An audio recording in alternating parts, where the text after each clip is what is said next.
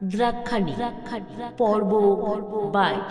উর্মি গুরুদেবকে বলে, গুরুদেব, আপনি আমার শিক্ষক। আমি আপনার কাছে শাস্ত্র শিক্ষা লাভ করে আপ্লুত। একটা নিবেদন আছে আপনার কাছে গুরুবর। গুরুদেব বললেন, বৎস, তুমি রাজমহিষী হলেও আমার শিষ্য, তাই আপনি সম্বোধন করে ছোট করতে চাই। তুমি বাস্তবই অন্য মহিষীদের থেকে ভিন্ন। মা দ্রাক্ষাণী রাজন রাজচক্রবর্তী ইন্দ্রাশিসের জন্য যোগ্য মহিষী বেছে নিয়েছে। আমার জ্যোতিষবিদ্যা বলছে তুমি দীর্ঘায়ু, তাই আগামী কৌশিকী অমাবস্যা যে কি দিন দেখাবে সেটাই আমার ভাবনার বিষয়। এই দেখো, তুমি কি যেন বলছিলে, আর আমি বকবক করেই যাচ্ছি তখন থেকে। আসলে বয়সের ভারে আমি স্মৃতি হারিয়ে ফেলি। বলো মা, তুমি কি বলছিলে, কি জানতে চাও? উর্মি বলল, গুরুদেব, ভৈরব কে? দেবী দ্রাক্ষাণীর সাথে তার কি যোগাযোগ? গুরুদেব মাথাটা নিচু করে কিছুক্ষণ নিজেকে যেন প্রস্তুত করল। ওনার পক্ষ সশ্রুতে হাত বোলাতে বোলাতে হঠাৎ করে আবার কাপা হাতে দেবীর উদ্দেশ্যে প্রণাম জানিয়ে বললেন, শিব ও ভৈরবের অঙ্গাঙ্গী ভাবে জড়িত রাজমহিষী। শিবের ভৈরবের রূপের কাহিনীটি এরকম। সৃষ্টিকর্তা ব্রহ্মার আদিতে পঞ্চমুখ ছিলেন। শিব নিজেও পঞ্চানন।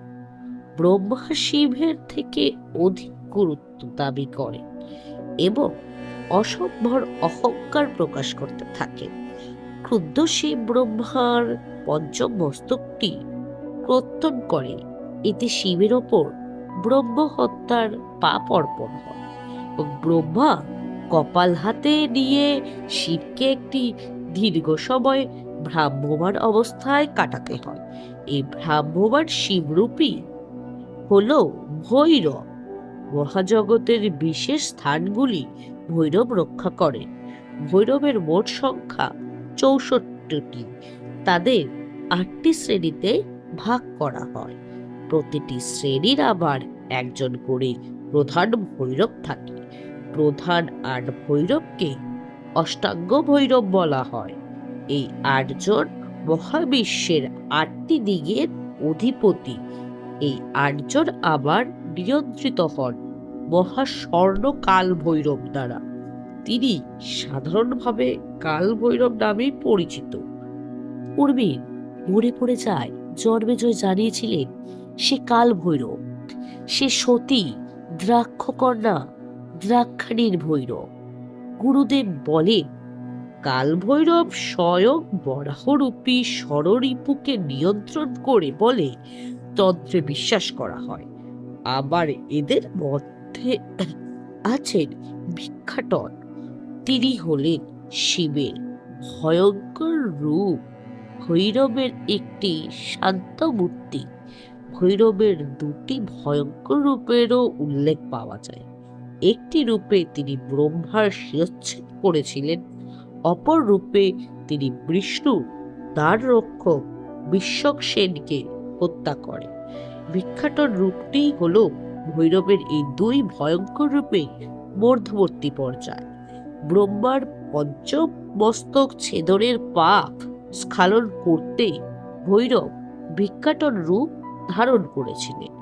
তারপর নগ্ন কপালী বা কাপালিকের বেশে ধারণপূর্বক তিনি ব্রহ্মাণ্ড পরিভ্রমণ শুরু করেন এবং ব্রহ্মার পরটিকে ভিক্ষাপাত্র হিসেবে ব্যবহার করে তিনি ভিক্ষাবৃত্তি অবলম্বন করেন।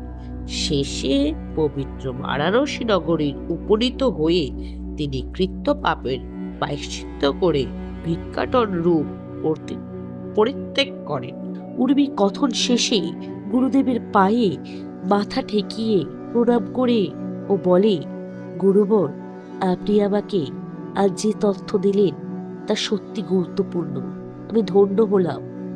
গুরুদেবের সেবা দিয়ে উর্মি চলে এলো মন্দিরে। রাজন ভিতরে ভিতরে ক্রোধে অগ্নিশর্মা। একদন্তর ওপরে তিনি ভীষণভাবে বিরক্ত। কেবলমাত্র এ কাজ সে কেন করছে এটা জানার জন্যই রাজন এখনো চুপ করে আছে। দেবীকে জাগ্রত করতে গেলে পুঁথিতেই উপায় বার করতে হবে, আর সে কাজ উর্মি করবে।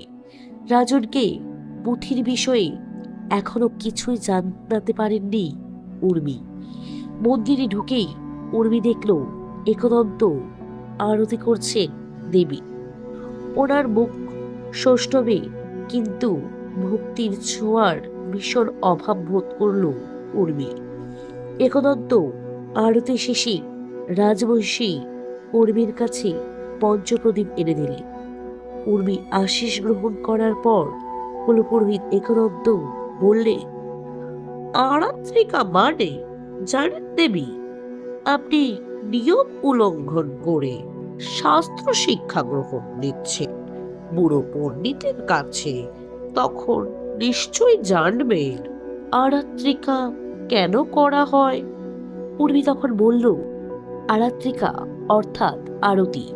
দেবীর সামনে জল, শঙ্খ, চামর, প্রদীপ, বস্ত্র ও পুষ্প দিয়ে আরতি করা হয়। যখন আরতি করা হয়, 5 সলতে দেওয়া প্রদীপ দিয়ে যে থালায় এই প্রদীপ রাখা হয় সেটা চক্রাকারে বিগ্রহের সামনে ঘোরানো হয়ে থাকে। এই জোর গতিতে চক্রাকারে ঘোরানোর ফলে এর থেকে কিছু সত্য তরঙ্গের বিচ্ছুরণ ঘটে প্রদীপের শিখা থেকে। ধীরে ধীরে এই সত্য তরঙ্গগুলো ক্রমশ রাজস তরঙ্গে পরিণত হয়। আরতি অনুষ্ঠানে কেবল মাতৃভাব ও ভক্তির মাধ্যমে সুসম্পন্ন হয়। যারা শাস্ত্রীয় পূজার বিধি ও মন্ত্র জানেন না, তারা ভক্তিভাবের সাথে একমাত্র আরতির মধ্য দিয়ে সকল পূজার ফল লাভ করতে পারে। তাই ভাব ও ভক্তি পূর্ণ আরতি অনুষ্ঠান হল সকল পূজার সার। শাস্ত্রীয় পূজা যদি বিধিহীন মন্ত্রহীন হয়, তবে ভক্তিপূর্ণ আরতির মধ্য দিয়ে তা সম্পূর্ণতা লাভ করে। এ প্রসঙ্গে দেবাদিদেব শিব দেবী পার্বতীকে বলেছেন, মন্ত্রহীনং ক্রিয়াহীনং যৎকৃতং পূজনং হারে সর্বং সম্পূর্ণতা মেতি কৃতে নিরাজনে শিবে।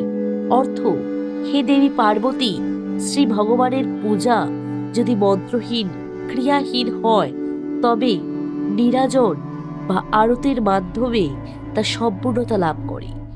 একদন্ত ভেবেছিলেন, ক অক্ষর যার কাছে গোমাংসুর, সেই নিরক্ষর চাষির মেয়ে কি করে শাস্ত্রজ্ঞান লাভ করবে? কদিনের শখ এমনি মিটে যাবে। যখন কুলপুরোহিতের প্রশ্নের সে সঠিক উত্তর দিতে অপারগ হবে, কিন্তু একে উর্মিমালা তো শাস্ত্রজ্ঞানে পরিপূর্ণ হয়ে উঠছে। তার কাছাকাছি এলে একদন্ত এক দিব্যজ্যোতি অনুভব করছে। অসন্তোষ প্রকাশ করা যায় না রাজমহিষীকে, তাই একদন্ত মুখে জোর করে হাসি এনে বললেন, সাধু সাধু দেবী, আমি তুষ্ট হলাম। একদন্ত আর দাঁড়ালেন না, উনি দ্রুত বেরিয়ে গেলেন গর্ভগৃহে থেকে। উর্মি মায়ের মূর্তির দিকে তাকিয়ে আছে অবিচল। বনে বনে মাকে বলে, মা, অর্ধসত্য যে আরো বেশি ভয়ানক। আসল সত্যের সম্পূর্ণ না জেনে যে কোনোভাবেই এগোতে পারছি না। ভাবনায় ছেদ পড়ল যখন আঁচলে টান পড়ল উর্মি। পিছন ফিরে উর্মি দেখল খুকি তার আঁচল ধরে টানছে। প্রতিদিনের এই খুকি কে, কি তার পরিচয়? জানতে হলে শুনতে হবে পরবর্তী পর্বগুলো। যারা এখনো সাবস্ক্রাইব করেননি, অবশ্যই সাবস্ক্রাইব করে দিন। আর গল্প পাঠ কেমন লাগলো কমেন্টে জানাবে। শুভরাত্রি।